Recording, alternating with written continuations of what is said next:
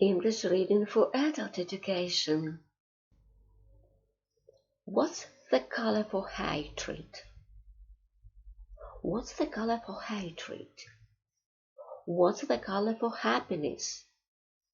There is not a specific color for hatred, but red for the anger of hatred, or black for the low dark feeling you have for someone you hate, might seem appropriate.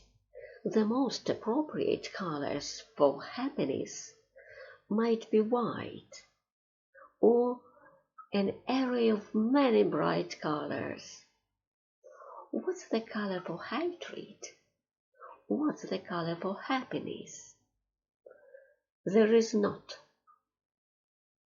a specific color for hatred, but red for the anger of hatred, or black for the low